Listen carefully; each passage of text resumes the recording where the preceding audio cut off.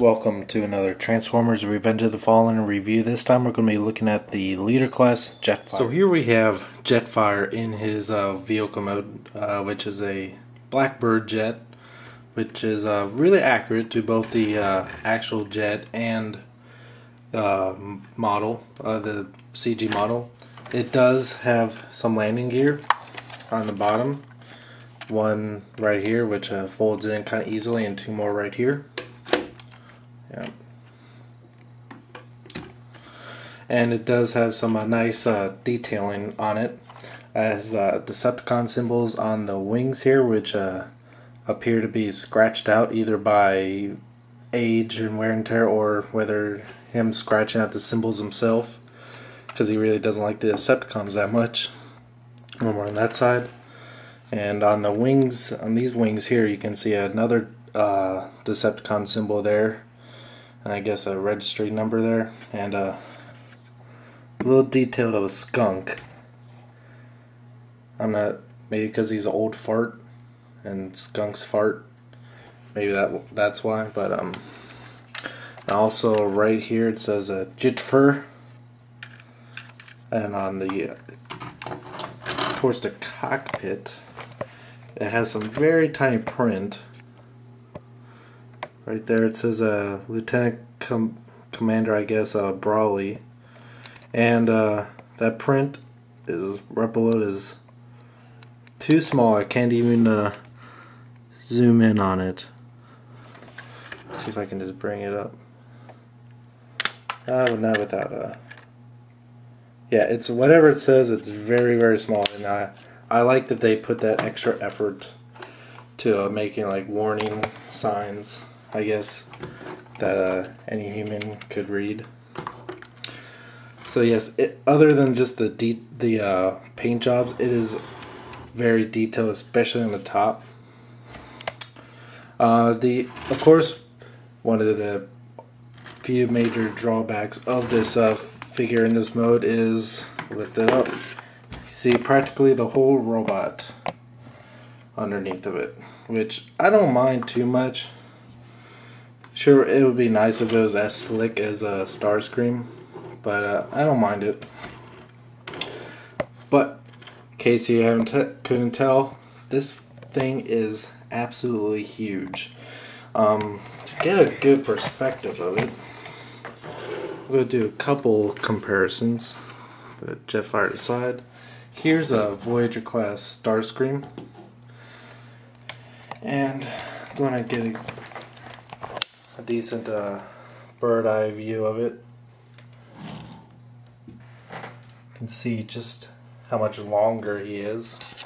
And if you want a comparison with a leader class figure, here he is with movie 1 Prime in his truck mode, which is about the same size as the Revenge of the Fallen Prime. You can see just how much longer he is. So, and I love how big they made him. It made a good attempt of making him more in scale with the rest of the vehicles in their vehicle modes, which I really liked.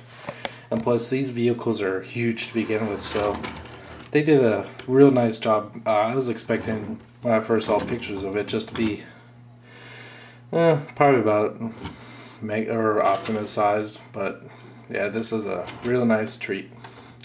It does have a gun in this mode right here. It has a minigun with a missile attached to it, and the buttons underneath of it.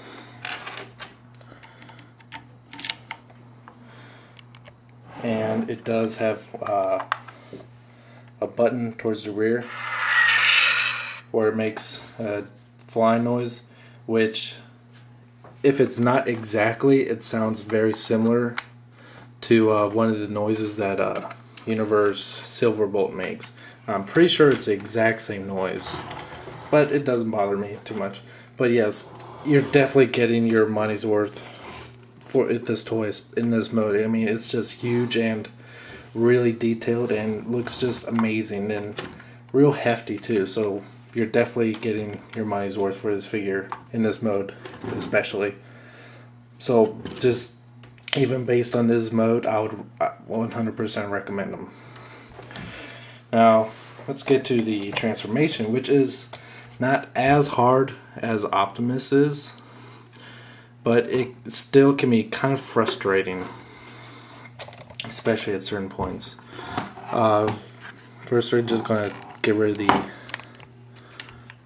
Gatling gun here, and his front landing gear, which is held on by his fingertips.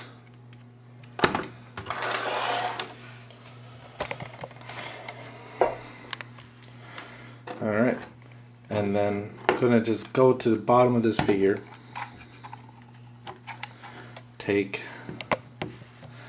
detach the legs here, which are pretty stiffly connected by this one peg here, and rotate them down.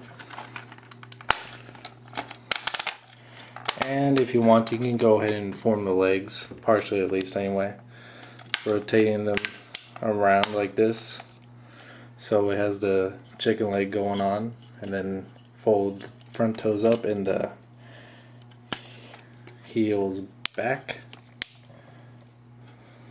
Do the same for this side.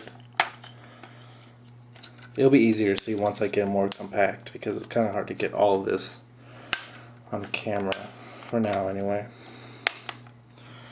Okay, so then I'm going to detach the thrusters here on the side and just kind of get them out of the way for now.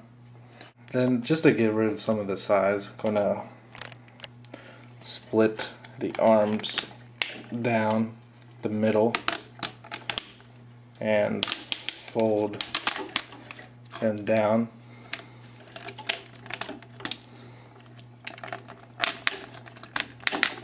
Okay.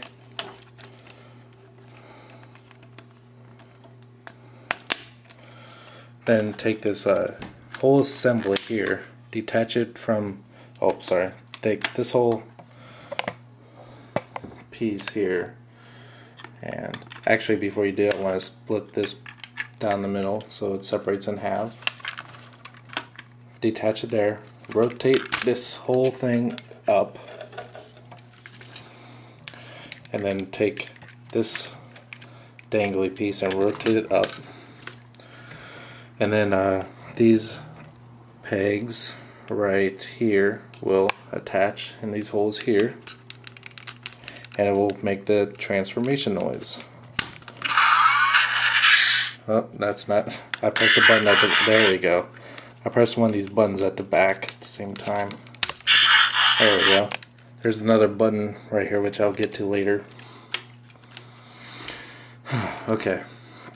And then go to the back of the figure, and you can reattach these halves here, if you can see that. And they don't attach anywhere else, they just kind of lay there.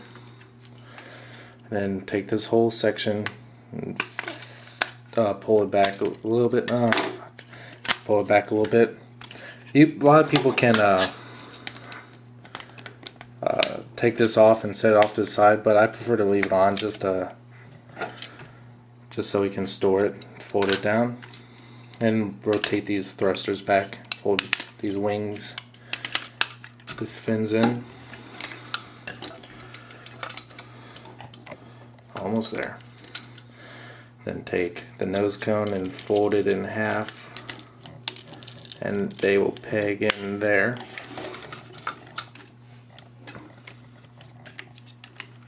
Do it to the same other side.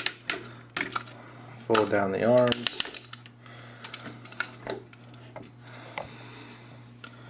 Then take this piece here, these pieces here, spread them apart, fold them up, and tuck them up and away.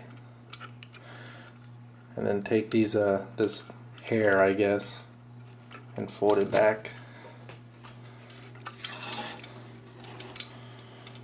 Okay. Few last touches you can do. Take his gun here and attach it to this little pin that's in his arm.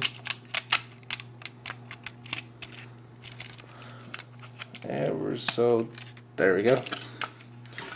And then take his cane. You can put it in either hand, but I prefer to put it in his other hand just so it's this hand's not cluttered. And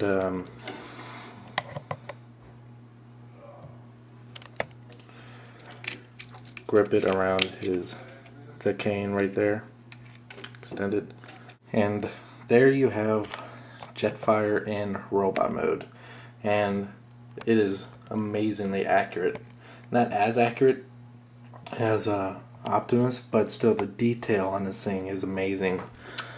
He stands up pretty nice. I know some people had a little bit of trouble getting his knees are a little bit weak, but I think those people were having problems because the knees were fully extended. I think they're just having them partially extended, but then if you fold this back forward all the way, you should hear a click, and it should be pretty stiff. And you can see he's standing straight up. So I'm not sure if he's having quality control issues or he just doesn't have it proper yet. Okay, let's go on to his features. Of course, he does have a cane, which just acts as a cane. I wish it would have could convert into a battle axe like it does in the movie. That would have been pretty cool. But sadly, he just stuck with axe. He does have his Gatling gun, still fires, and his Mecha Live gimmick. Pull down this yellow button. Jetfire's my name. You see his little parts of his chest light up too, but mainly the windows in the cockpit and his eyes light up. Let's turn off the lights so you can. Jetfire's my name. There you go. Speaking of the cockpit right here, this is a mock cockpit for the jet, which in the transformation for the CGI model, this is the jet mode nose cone. It would have been nicer they could have really made this really part of the jet, but it's not too big of a deal. Okay. Posability is really limited because his legs do not extend all the way, and he's fairly back heavy. Even if I'm having him staying straight, he's tending to lean backwards a little bit, but I don't mind it. It kind of fits with the character. He's not really supposed to have extravagant poses. He's more supposed to be old and not wanting to do anything cool. So let's give him a little bit of a size comparison now that he's in robot mode with Revenge of the Fallen Optimus. You can see he's still quite big, not as tall as Prime here. So you can see goes to about his chest here, but still he's a really good size, not as small as some leader class figures. And he's real bulky and he's heavy too. After playing with him for a while, once you pick up your Revenge of the Fallen Prime, Prime will feel as light as a feather practically. I mean, he's real chunky and heavy, which I really like. And I'm really surprised by how much I love this figure. He's really detailed. The accuracy to the character is really, really neat. The red eyes aren't just a traditional light piping or clear plastic. They, even when their light's not going on, they still are red, which I really like. The beard here is really a nice soft rubbery plastic, and the I guess the hair really gives a nice look of being a old timer with really unkept hair and a big long raggedy beard. So just all over. He's and one more piece of Mecha Live that he has is you rotate the legs, you can see there's little gears moving on the inside too, so that's really neat. all the way down to his toes, to his little hand. He's just an amazingly detailed figure. I knew I like him somewhat, but he's really my second favorite leader class figure. I didn't expect him to like him more than Megatron, but I really do. So I definitely recommend him, even though he may not be your traditional Jetfire. You know, he doesn't really resemble Jetfire in the slightest. I mean, that's the only problem I have with the character overall, is that he really doesn't resemble Jetfire other than his name. He used to be a Decepticon, and he's a big, and he's a jet. Other than that, it's a complete character reversal. But once you get past that, I think you're going to be really surprised by how awesome this figure is. Next video will be showing the combination of Revenge of the Fallen Optimus Prime and Jetfire into Power Up Optimus Prime. So until then, thank you for watching.